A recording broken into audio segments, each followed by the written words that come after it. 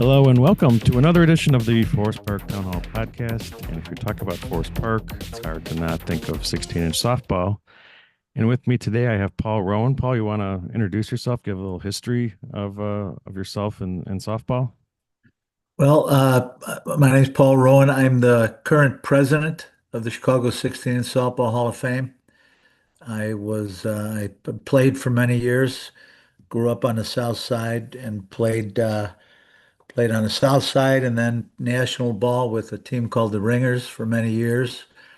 I organize a lot of tournaments. I have a tournament this Saturday for the 42nd year, the Best of Western that I've been running, and I was inducted as an organizer in 2005 and joined the board of directors at the Hall of Fame on 2010. And I think it was 4 years ago, I was elected president. So I have served one term and I have another year and a half left on my second term. So I'm excited to see what's going on in 16-inch softball and what's going on with the Chicago Softball Hall of Fame. How'd you get started in 16-inch softball? What led you to it? Well, we were lucky. There was a grade school league that this gentleman from our parish, it's St. Barnabas on the south side.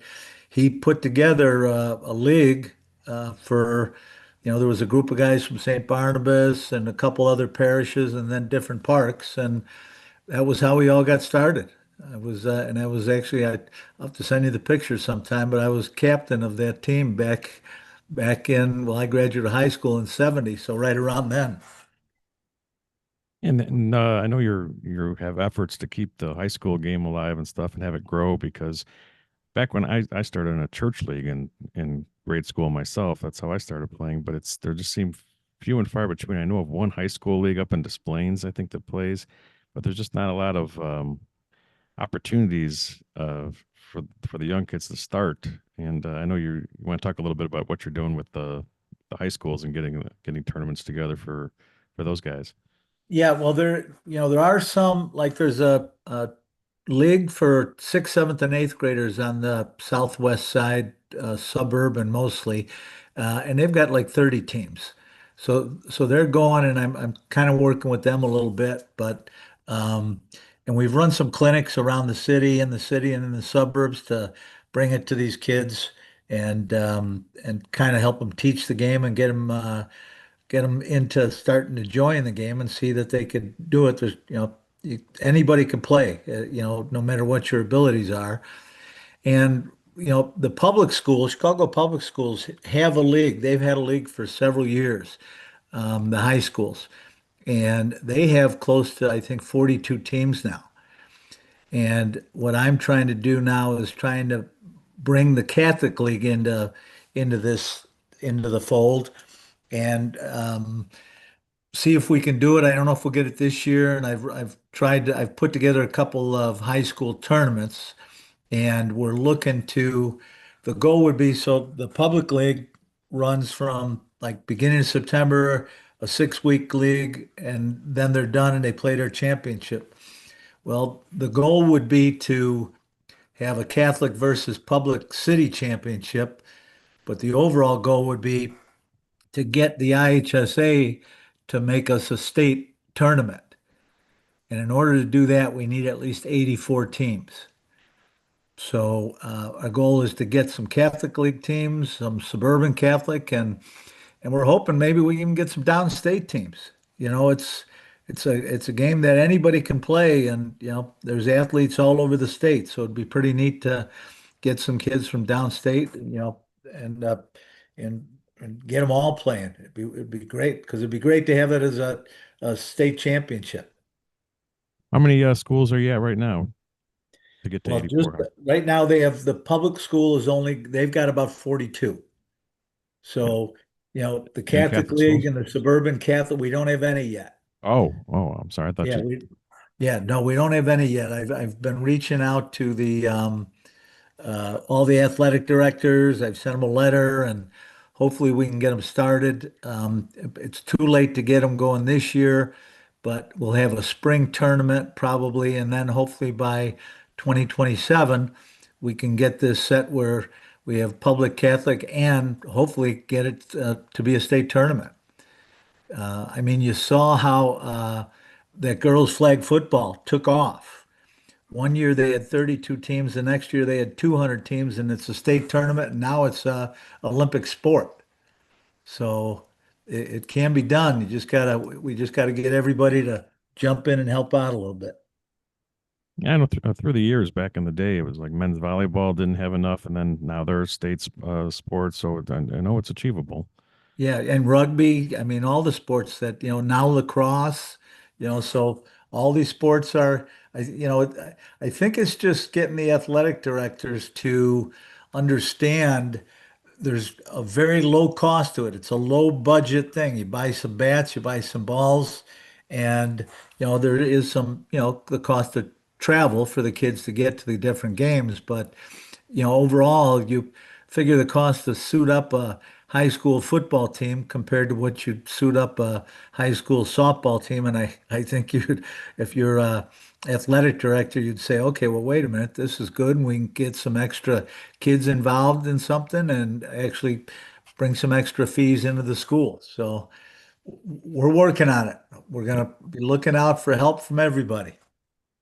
I mean, it is a fairly cheap sport. You just need a bat and a ball. No Right. And gloves needed. bats aren't that cheap anymore, but there's a guy, the guy I can't recall his name, and I'm sorry I don't have it in front of me, but he owns cut shot bats. So he makes his own bats. He's out of Iowa. Hmm. He's a great guy, and he sent me about 2 dozen bats a year or two ago to use for clinics. So we've been using those bats, and now you're seeing a lot of the local leagues and parks and tournaments. You'll see a lot of these cut shot bats out there. Oh yeah, more and more every season. Yeah. Uh, People are talking about the game is dying. You've just brought up a couple of great ways to grow it. Getting the youth involved early and have them fall in love with the game is definitely one. What else do you think you can do to grow the game? Well, for one, I started running about 4 or 5 years back. I run a tournament for 27 and under kids, men right now, and we'll move it towards women if we can get some more interest. But I wanted the kids or the young men, young boys to play against their peers. Everybody said, why don't you make it up to 30? And I said, well, then you're starting to play against major players. And, the worst thing you can do is have a team come in and get beat 21-0, 2 games in a row and discourage them from playing the game. If you got 18-year-olds, we've had a lot of teams just come right out of high school and they're playing up to 27-year-olds and still there's a level, but it's not as disparaging a level. So they're not, and they're competing. So the interest is there, so, when we run, we're trying to really get the women's game back. This week I was only able to get 5 women's teams for my tournament and this Saturday, but there's a lot more out there. And there's a big tournament coming up. It's a charity tournament. There's 72 women's teams will play in the Wyoming breast cancer tournament the last Saturday in August. And I tell you what, if you've never been, go on out there. They have fun and they are competitive. But out of all those teams, a lot of those are just teams that get together for the day to support a family member or somebody who's had cancer. But I would say probably 30 to 35 of those teams could play. And we've just got to get them to say, okay, come on, play in a tournament or do something. Without them thinking, oh, they're just going to get creamed when they walk on the field. So that's the hardest part is uh, at both the young men and the young women is letting them know you can compete. Nobody's that much better than anybody, you know. Anyway, so you answered my next question before I even got to it, which was talking about the women's game and growing the women's game a little bit. And I was going to ask you about this weekend's tournament because I know it's one of the big one for. I mean, there's only like three or four women's tournaments all year, and Why Me and your Best of Western is definitely one of the big ones. Yeah, and Um, then we have another one that we're going to do with the women. We did it last year. It's a draft tournament just for women. So we did it last year and we organized it.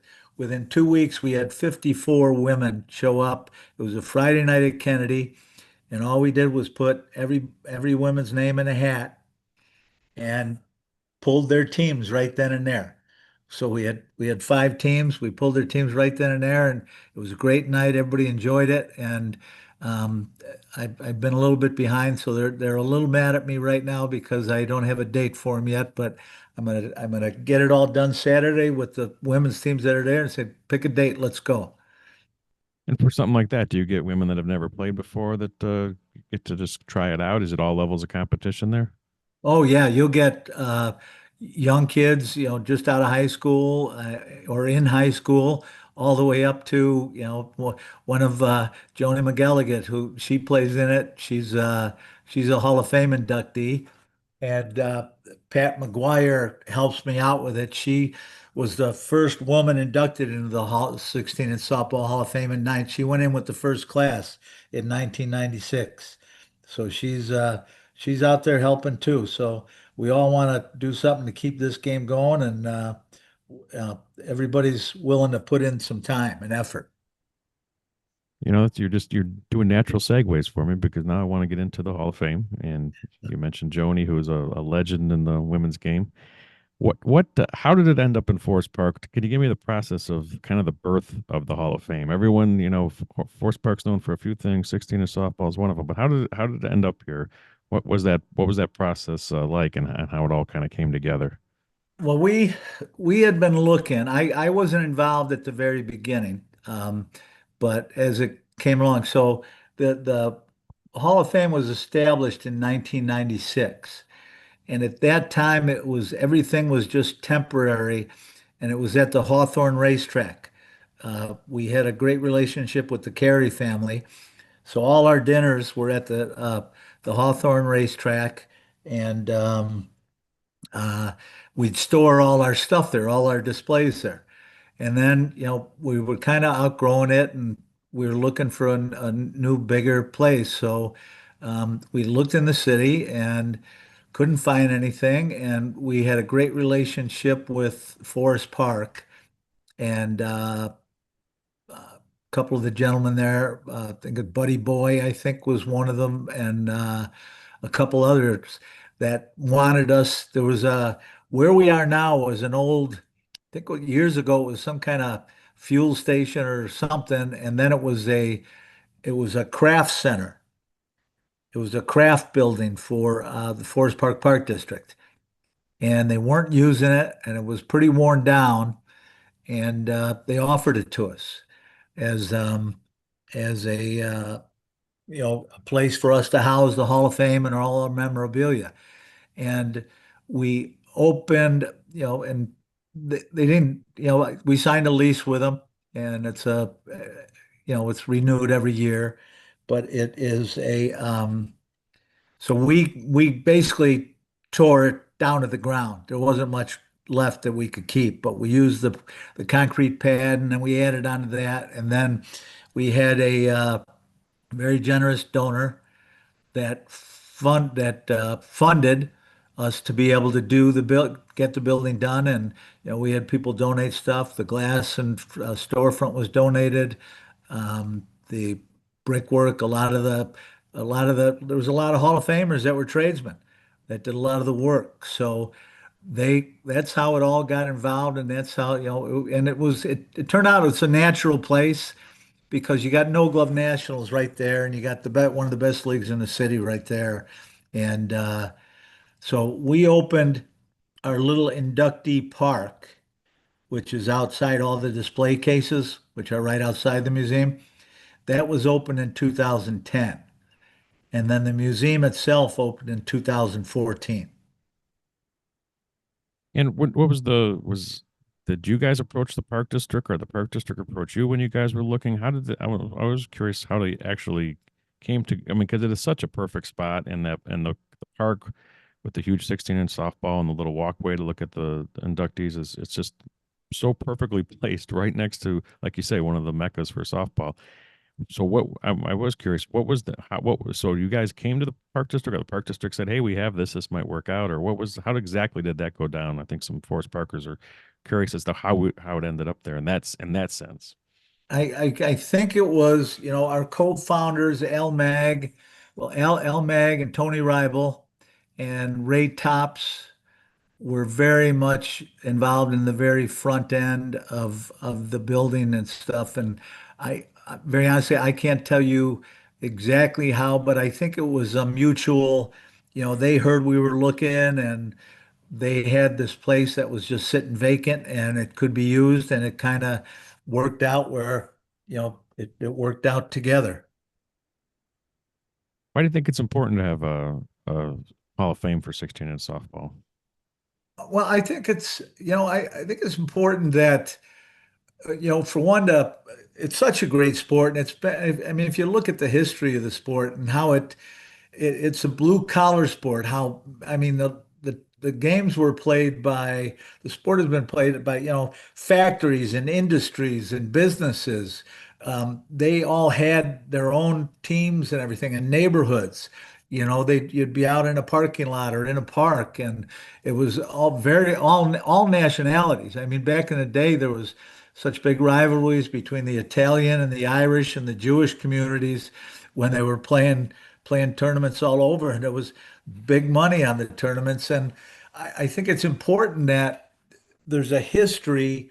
We're able to show the history from the beginning, and then honor those that really had a major impact on the sport, and have whether they be a player, a manager, a sponsor, a fan, whatever, a team.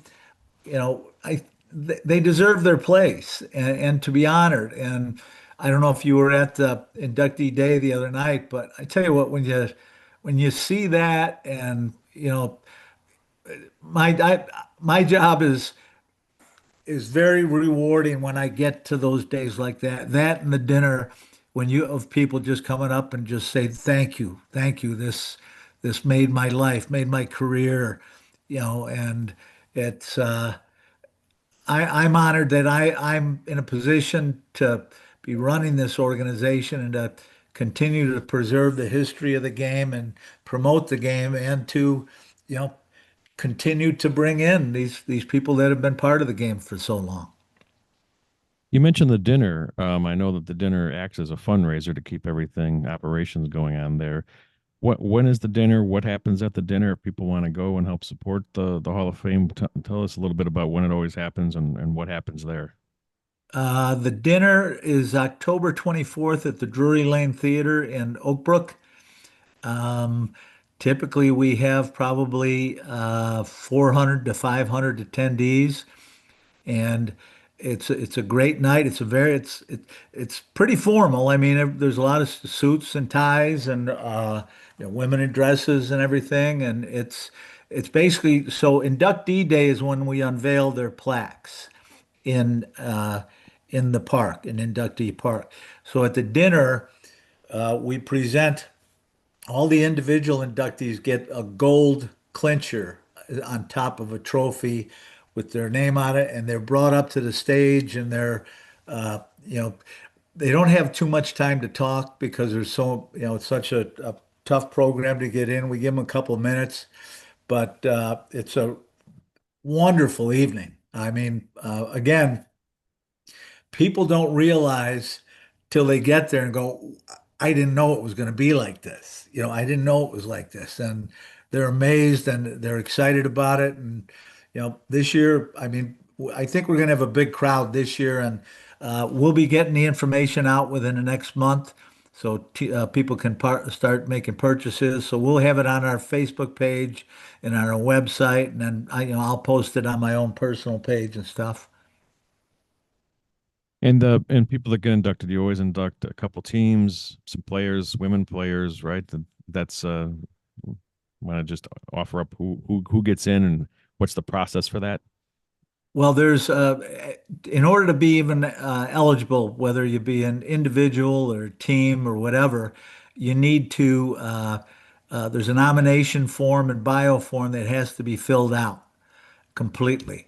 And there's a format for them to send it in, and then it comes to me most of the time, and then I look at what they're going in for, and then we have a different committee. So you have men. The men is we're gonna be doing another era soon, hopefully by next year, because the current era is 93 to present. We think that's too long. We want to go 93 to about 2010 and then 2010 to present. But we're looking at our criteria because the criteria for up until this year, a lot of the parks and tournaments, uh, they're no longer in play that were in our original criteria. So we're working on refining that. Then you have the women's division. You have a out-of-state division, which has been mostly Iowa guys so far that have been put in. You've got managers, you've got umpires, you've got organizers, you've got what we call it's a wall of fame, which is they're still part of the Hall of Fame. What the Wall of Fame is, it might be guys or women that they didn't play all their life at the major level, but they played a lot of years in very competitive softball and did very well. And we felt at one time we felt we were leaving them out, that these people needed to be part of our Hall of Fame. So that's how the Wall of Fame was created. And then we have a Frank Holen Award. We have the Richard J. Daley Awards.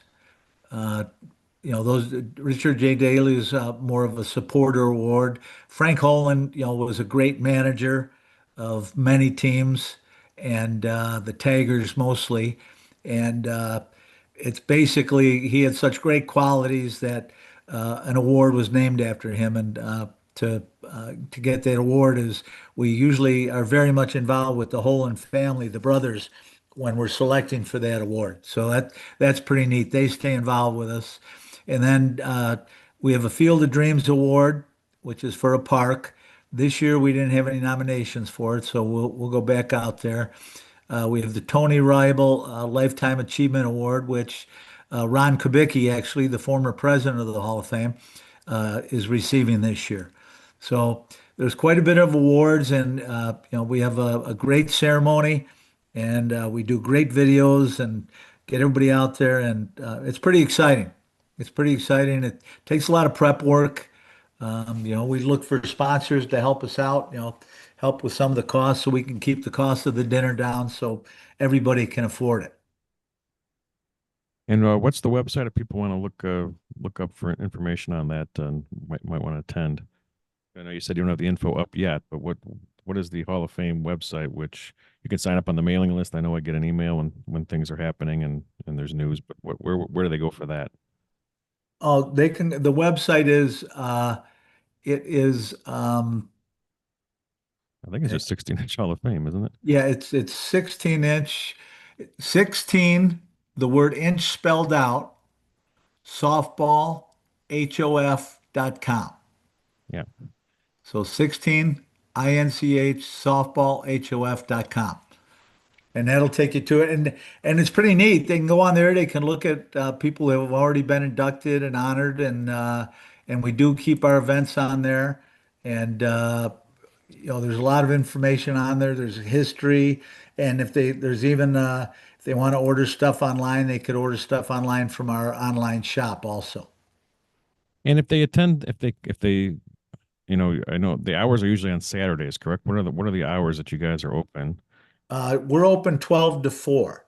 on 12 to Saturdays? 4 on Saturdays, yeah. And actually during this weekend we're open tonight 5 till 9, tomorrow 5 till 9, tomorrow or Saturday 12 till 8, and then Sunday 12 till 4.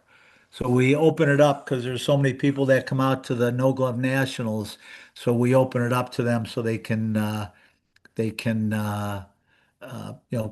see, and we enjoy having people come in.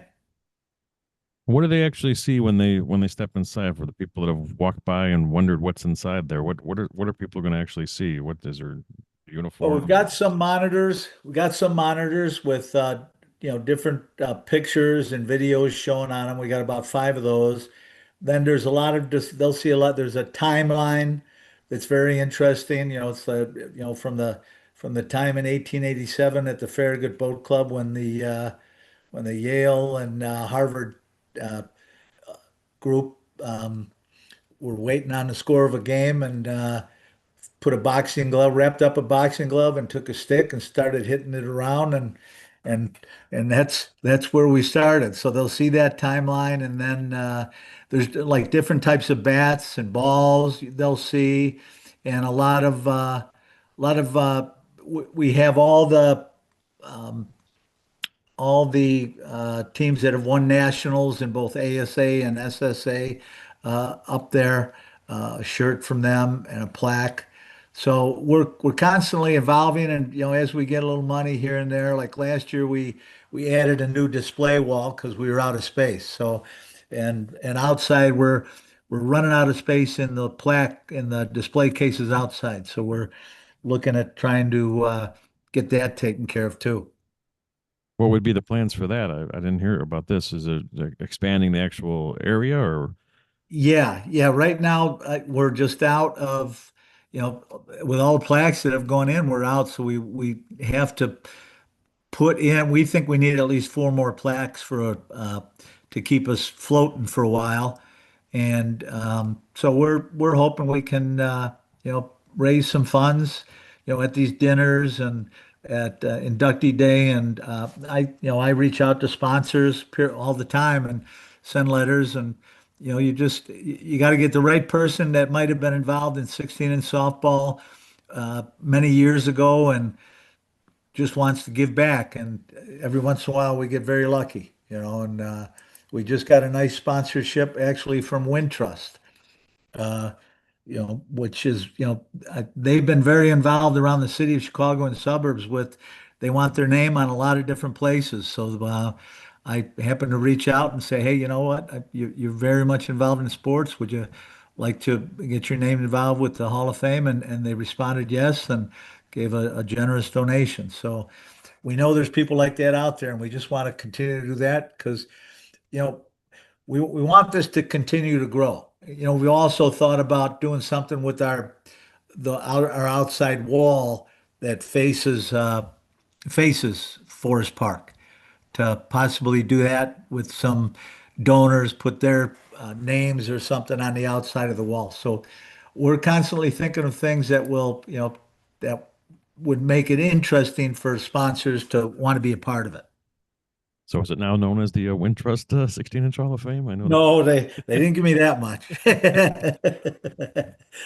It will remain the Chicago 16-inch softball Hall of Fame. But they have a brick. Their brick was just put in the inductee park the other day. Got it. Got it. And I appreciate you coming. Is there anything you want to add about? Did I miss anything on the Hall of Fame you want to mention before we wrap it up here? No, and the one thing we do also, and it's for the inductees, is we, similar to what you're doing here, we do our own podcast too, and it's because the inductees only get 2 minutes on stage.